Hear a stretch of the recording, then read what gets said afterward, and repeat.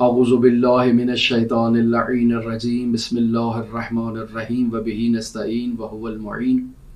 حضرت سید الاوصیاء علیہ آلاف و تحیت و ثنا کی حیات طیبہ کے پر افتخار واقعات کا تذکرہ جاری ہے، اور ہم آپ کی خدمت میں حضرت سید الاوصیاء کی حیات طیبہ کے نورانی پہلوؤں کو ذکر کر رہے ہیں۔ آج جس پہلو کا ذکر ہے وہ جنگ بدر میں حضرت سید الاوصیاء کی جان فشانی اور بہادری کا تذکرہ ہے۔ سب سے پہلے مقدمتاً آپ کی خدمت میں عرض کرتے چلیں کہ مسلمانوں اور مشرکین مکہ کے درمیان لڑی جانے والی تاریخ اسلام کی پہلی جنگ جنگ بدر کے عنوان سے معروف ہے۔ اس جنگ میں چونکہ اسلام کی پہلی جنگ تھی اور مسلمانوں کی اور مشرکین کے مکہ کے درمیان آمنے سامنے کا پہلا واقعہ تھا، لہٰذا دونوں طرفین کے لیے اس جنگ میں فتح یابی نہایت اہمیت کی حامل تھی۔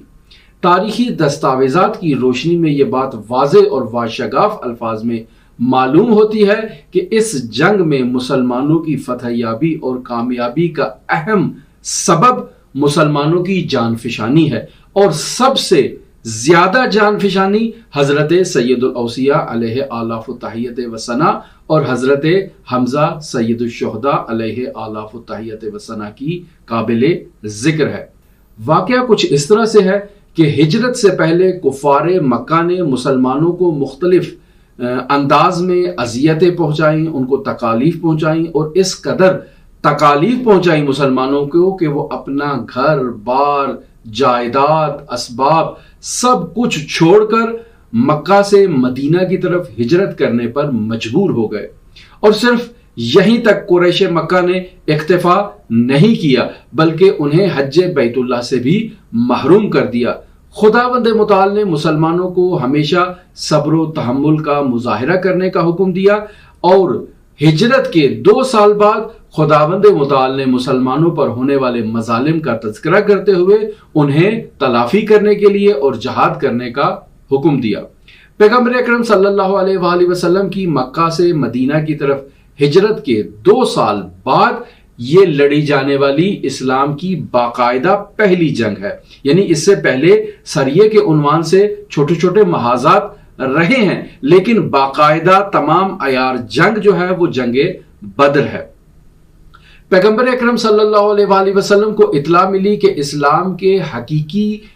دشمن ابو سفیان کی سرپرستی میں ایک تجارتی کاروان شام سے مکہ کی طرف جا رہا ہے، اور اس کاروان نے مدینے کے آگے سے گزرنا ہے، لہٰذا بہترین موقع ہے کہ اس کاروان کا راستہ روکا جائے اور انہیں یہ یقین دلایا جائے قریش مکہ کو کہ اگر تم نے اسلام کی سربلندی کے لیے اور تبلیغ اسلام کے لیے کی جانے والی کوششوں کا راستہ روکا یا مسلمانوں کو اذیت و آزار پہنچانے کی کوشش کی تو تمہاری یہ شہ رگ حیات جو مدینہ کے آگے سے گزر رہی ہے، اس اقتصادی شہ رگ حیات کو مسلمان قطع کر دیں گے اور آئندہ تم تجارت نہیں کر سکو گے۔ لہٰذا یہ باور کرانے کے لیے، یہ یقین دلانے کے لیے اس تجارتی کاروان کو متوقف کرنا نہایت ضروری تھا۔ لہٰذا پیغمبر اکرم صلی اللہ علیہ وآلہ وسلم 113 انصار و مہاجرین کے ساتھ مدینہ سے باہر نکلتے ہیں، اور منطقہ بدر میں جو تقریباً مدینہ سے 150 کلومیٹر کے فاصلے پر ہے، مکہ سے 310 کلومیٹر کے فاصلے پر ہے، اور بحر احمر سے تقریباً 45 کلومیٹر کے فاصلے پر یہ بدر نامی علاقہ واقع ہے، اور اب تو باقاعدہ طور پر ایک شہر آباد وہاں پر موجود ہے۔ پیغمبر اکرم صلی اللہ علیہ وآلہ وسلم کے اس اقدام کی جب اطلاع ابو سفیان کو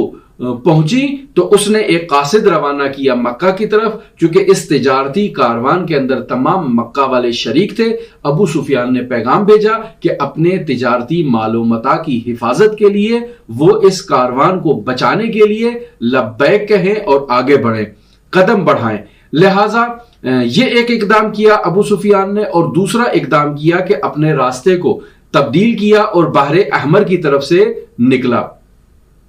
ابو سفیان کا پیغام جیسے ہی قاصد ابو سفیان لے کر مکہ پہنچا تو تمام افراد میں ایک کھلبلی مچ گئی اور تمام لوگوں نے اپنے مال و متاع کی حفاظت کے لیے مسلمانوں کی طرف ہجوم کرنے کے قصد سے نکلنے کا ارادہ کیا۔ لہٰذا تاریخی دستاویزات کی روشنی میں تقریباً 950 افراد یا 1000 افراد مکہ سے مدینہ کی طرف قصد کی غرض سے نکلے تاکہ مسلمانوں پر یلغار بولی جائے۔ مشہور روایت کے مطابق یہ واقعہ 17 رمضان المبارک بروز جمعۃ المبارک رونما ہوا۔ لہٰذا 17 رمضان المبارک کو دونوں لشکر ایک دوسرے کے جب آمنے سامنے ہوئے، اب اسلام کے حقیقی دشمن کی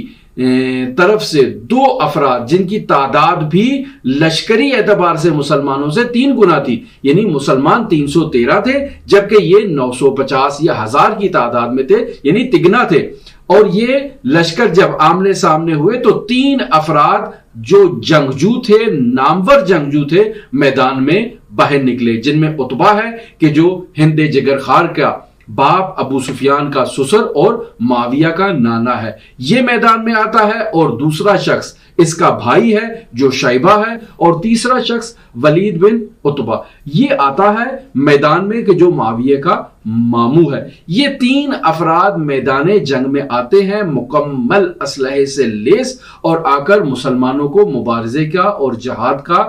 کے لیے مبارز طلب کرتے ہیں، للکارتے ہیں کہ ہمارے لیے کوئی ہمارے سامنے جنگ کرنے کے لیے آئے۔ پیغمبر اکرم صلی اللہ علیہ وآلہ وسلم 3 انصاروں کو ان کے مقابلے میں بھیجتے ہیں۔ یہ تینوں صحابہ جب میدان میں جاتے ہیں تو یہ قریش مکہ کے مغرور ترین افراد پیغمبر اکرم صلی اللہ علیہ وآلہ وسلم کی شان میں گستاخی کرتے ہیں اور کہتے ہیں کہ کسی ایسے شخص کو بھیجو جو ہماری شان و شوکت اور ہمارے حسب و نسب سے مطابقت رکھتا ہو، ہم ان انصاری لوگوں سے نہیں لڑیں گے۔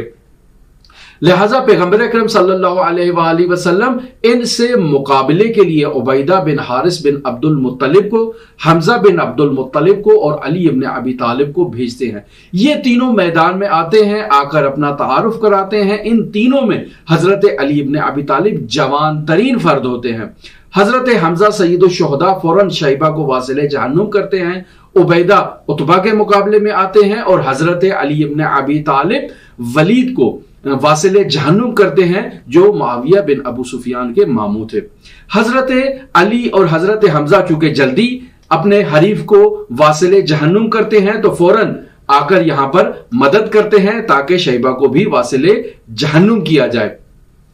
اب جب تینوں افراد دشمن کے واصل جہنم ہو جاتے ہیں تو لشکر میں ایک لرزہ طاری ہوتا ہے اور وہ لوگ فوراً تمام عیار جنگ کا آغاز کرتے ہیں اور مسلمانوں پر ہجوم کر دیتے ہیں۔ جب یہ لوگ مسلمانوں پر ہجوم کرتے ہیں تو نتیجے میں ان کے 70 افراد مسلمانوں کے ہاتھوں اسیر ہو جاتے ہیں، اور اس طرح سے اسلامی لشکر کا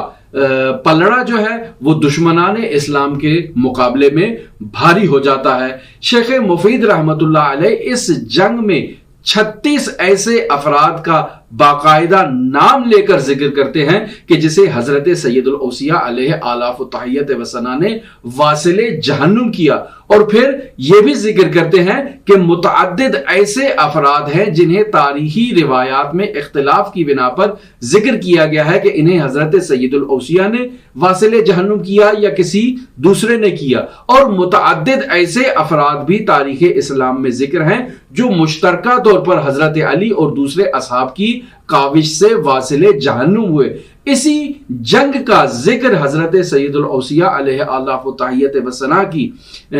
خطبات اور خطوط پر مشتمل کتاب نہج البلاغہ میں تذکرہ ملتا ہے۔ خط نمبر 28 میں آپ معاویہ بن ابی سفیان کو مخاطب قرار دے کر کہتے ہیں کہ وہ تلوار جو جنگ بدر میں میرے پاس تھی، جس جنگ سے میں نے تمہارے نانا، تمہارے ماموں اور تمہارے